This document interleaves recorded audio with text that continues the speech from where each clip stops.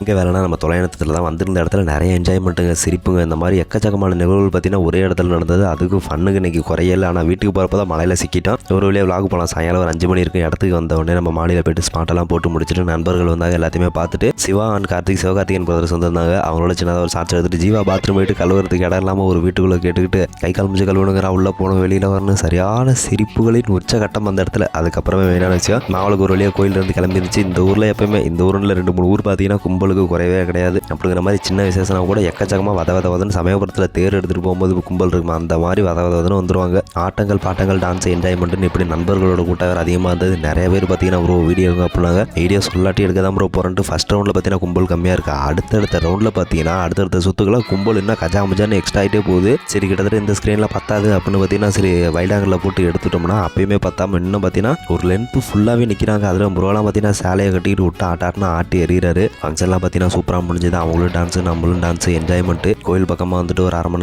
நேரம் அடித்து ஆடிட்டு அதுக்கப்புறமே தான் வேலை ஸ்மூத்தாக முடிஞ்சது. நம்ம தொலைநோட்டத்தில் வேலை பார்த்தீங்கன்னா எப்போயுமே வந்தோம்னா நம்ம கலைரசன் இருப்பார். அவர் கூட என்ஜாய்மெண்ட் லாஸ்ட்டாக போகிறப்ப தான் விடவே இல்லை, வாங்க சாப்பிடுங்க வீட்டில் இருங்க அப்படின்ட்டு. சரி அண்ணனுக்கு டாட்டா போட்டு மழை வர டைம்னு சொல்லிட்டு போனால் ஆனால் அதே மாதிரியே சக்கையாக மழையில் மாட்டி சின்ன பின்னமாய் வீட்டுக்கு வரதுக்குள்ளே ஒரு வழியாகிட்டோம். கிட்டத்தட்ட பார்த்தீங்கன்னா வேலை முடிஞ்சு நைட்டு வீட்டுக்கு வரதுக்கு 1 மணி பக்கம் ஆச்சு.